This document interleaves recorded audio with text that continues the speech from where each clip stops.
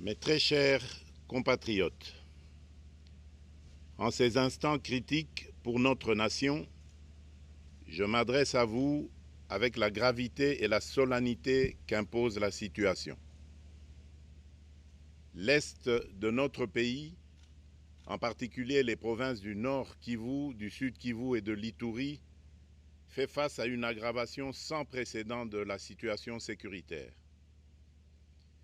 Les forces de défense du Rwanda, en soutien de leurs marionnettes du M23, poursuivent leur entreprise terroriste sur notre territoire, semant la terreur et la désolation parmi nos populations. Je partage avec vous la douleur et l'indignation face à ces attaques barbares. Ces actes ne sont pas seulement une attaque contre la République, mais une offense à l'histoire et à la dignité de notre peuple. En ces moments difficiles, je vous appelle à la résilience et surtout à la résistance. Face à cette situation, permettez-moi de vous rassurer. Une riposte vigoureuse et coordonnée contre ces terroristes et leurs parrains est en cours. Nos vaillantes forces armées de la République démocratique du Congo, symboles de courage et de patriotisme, sont pleinement mobilisées, prêtes à défendre chaque centimètre de notre territoire.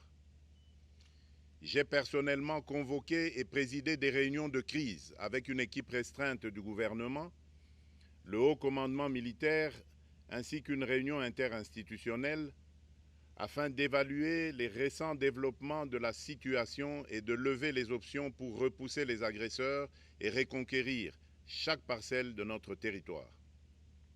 À cet effet, j'ai nommé ce 28 janvier le général-major Évariste Somo Kakule au poste de gouverneur militaire du Nord Kivu pour renforcer la coordination des opérations militaires et restaurer l'autorité de l'État.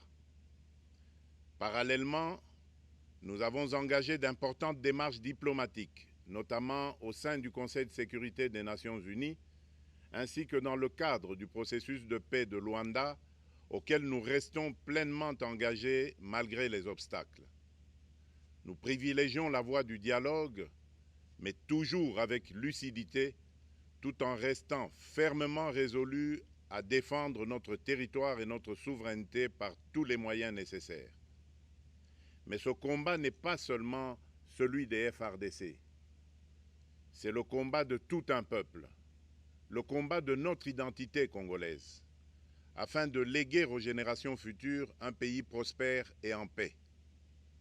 À tous nos compatriotes, dans chaque province, chaque ville, chaque territoire et chaque village, ainsi que ceux de la diaspora, sans distinction d'appartenance ethnique ou politique, unissons nos efforts. Apportons un soutien indéfectible, moral et matériel à nos vaillants soldats. Mobilisons-nous comme un seul homme pour défendre notre souveraineté et sauvegarder notre intégrité territoriale. Je suis pleinement conscient des souffrances de nos compatriotes qui fuient les hostilités. Le gouvernement est instruit d'activer le plan d'urgence humanitaire pour venir en aide aux déplacés. À vous, habitants de Goma et des environs, je ressens profondément votre douleur qui est aussi la mienne. Elle traverse nos cœurs et nos âmes en tant que fils et filles d'une même patrie. Mais face à cette épreuve, je vous exhorte à puiser dans cette force intérieure qui fait la grandeur du peuple congolais. Résistez avec courage. Faites preuve de vigilance constante et gardez votre calme malgré l'adversité. Sachez que nous ne sommes pas restés inactifs. Des plans de contingence sont préparés pour assurer la protection de la population civile et prévenir toute escalade de la violence. Les dispositifs de sécurité ont été renforcés pour protéger les zones stratégiques et nous travaillons sans relâche pour garantir le fonctionnement des services essentiels. Je tiens à rendre un hommage solennel à tous ceux qui ont payé le prix ultime dans cette lutte pour notre dignité et notre souveraineté. j'ai une pensée pieuse pour le général-major Peter Chirimwami, gouverneur militaire du Nord Kivu, tombé les armes à la main. Je m'incline avec respect devant la mémoire de tous nos militaires et de tous les Wazalendo tombés sur le champ d'honneur. Je pense aussi aux soldats de la mission de la communauté de développement d'Afrique australe, la SAMI d'IRC, qui combattent à nos côtés aux casques bleus de la MONUSCO, qui ont sacrifié leur vie pour la paix, ainsi qu'aux innombrables civils victimes de la barbarie ennemie. Leur courage et leur sacrifice ne seront jamais oubliés, et nous portons leur flambeau avec la ferme détermination d'achever leur noble combat. Je voudrais ici interpeller directement la communauté internationale et l'Union africaine. Le Rwanda continue de violer ouvertement et sans scrupule les principes fondamentaux de la Charte des Nations Unies ainsi que les accords régionaux. Pire, ces agissements se déroulent dans une impunité totale et ce, avec un mépris manifeste des règles internationales et des valeurs que ces institutions sont censées défendre. Cette attitude arrogante, qui ne cherche même plus à masquer ses forfaits, est une provocation inacceptable à l'égard de notre souveraineté et de la stabilité régionale. La présence de milliers de soldats rwandais sur notre sol, leur soutien politique, logistique et militaire à leur pantin du M23, ainsi que leur implication dans l'exploitation illégale de nos ressources naturelles, nous conduisent tout droit à une escalade aux conséquences imprévisibles, mettant en danger toute la région des Grands Lacs. Votre silence et votre inaction face à la barbarie du régime de Kigali et aux atrocités perpétrées par ses supplétifs sur notre territoire constituent un affront non seulement à la République démocratique du Congo, mais également aux valeurs universelles de justice et de paix. Le peuple congolais prend acte de cette passivité qui frôle la complicité. Soyez sûrs d'une chose, la République démocratique du Congo ne se laissera pas humilier ni écraser. Nous nous battrons et nous triompherons. Congolaises et Congolais, l'heure est certainement grave, mais notre détermination est encore plus inébranlable. Ce moment critique nous offre l'opportunité de montrer au monde ce qui fait notre force, c'est-à-dire notre unité sans laquelle tous nos efforts seraient vains. Je vous appelle à être vigilants, mais à ne pas céder à la haine, aux divisions ou à la violence. Je condamne avec la plus grande fermeté les actes de vandalisme et de pillage qui ont visé certaines missions diplomatiques accréditées en République démocratique du Congo, ainsi que des intérêts privés dans la ville de Kinshasa.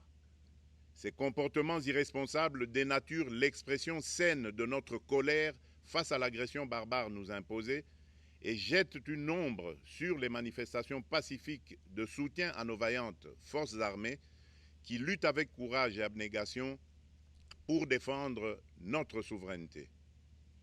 Notre engagement doit rester ferme et discipliné.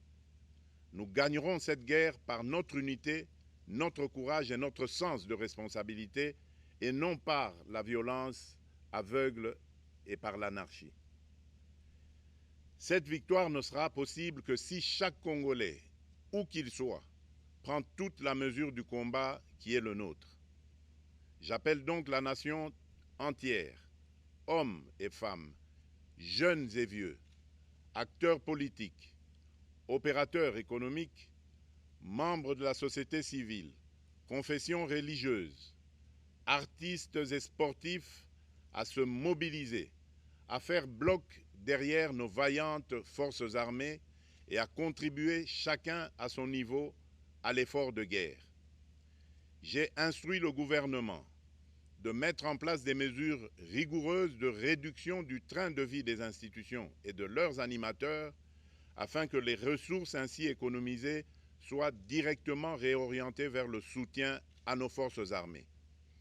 Dans cet effort national, j'en appelle également à la responsabilité du secteur privé qui est invité à contribuer activement à cette cause commune. Nos soldats se battent avec héroïsme pour la défense de notre intégrité territoriale et de notre souveraineté. Ils ont besoin de notre soutien total, qu'il soit moral, matériel ou logistique. À la jeunesse congolaise, pilier et espoir de notre nation, je vous exhorte à répondre massivement à l'appel de la patrie.